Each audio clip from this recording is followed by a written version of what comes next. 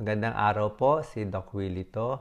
Para sa episode na to, mag-share lang ako ng mga tips tungkol sa pag-aalaga ng aso at anong posibleng mga sakit pwede natin makuha sa mga pets, sa mga aso at sa mga pusa. Unang-una, posible po magkaroon tayo ng allergy or lumala yung asthma or hika. Kasi yung aso, syempre, marami siyang balahibo at yung balahibo minsan nagkokosto ng allergy sa atin. At pangalawa, minsan yung laway ng aso at ang ihi niya nagkakos din ng allergy.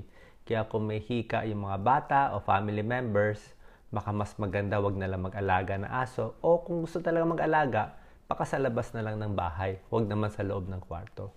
Pangalawang sakit, posibleng magkaroon ng ringworm or buni. Isa tong fungal infection, pabilog siya, mapula at makati, at galing to sa paghahawak ng mga hayop. Ang gamutan sa buni ay papahiran natin ng antifungal cream for 2 weeks hanggang 4 weeks. Pangatlong sakit ay bulate. Marami kasing mga hayop ay merong mga bulate tulad ng roundworm, tapeworm, hookworm, at lumalabas itong itlog ng bulate sa dumi ng aso. Alam naman natin minsan yung aso baka natatapakan niya yung dumi niya o may mga aso nilalawayan yung dumi. Hindi natin masabi pag hinawakan natin yung aso, baka pumunta sa kamay natin. At pagkakain tayo, hindi tayo maghugas ng kamay, papasok sa katawan natin itong mga itlog ng bulate at magkakaroon tayo ng bulate.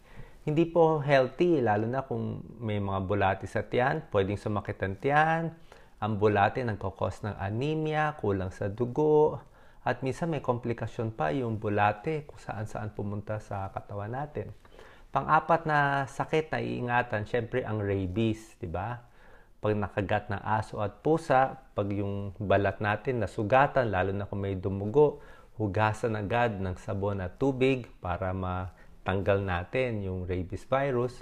At pag dumugo nga, kailangan pumunta sa doktor, kailangan po ng anti-rabies vaccine. So ano mga tips natin?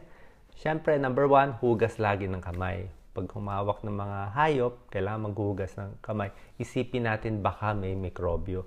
Pangalawa, huwag masyadong maglaro o halikan o hayaang dilaan ng kamay mo ng mga aso kasi hindi natin alam kung ligtas o hindi.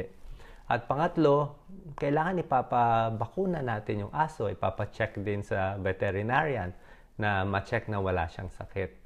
At bibigyan siya ng anti-rabies para hindi makapinsala sa ibang tao. And number 4, paliguan lagi yung aso. Siguraduhin malinis yung paligid kasi diyan nga po nanggagaling yung dumi. Pero syempre alam naman natin, maganda naman mag-alaga din ng aso.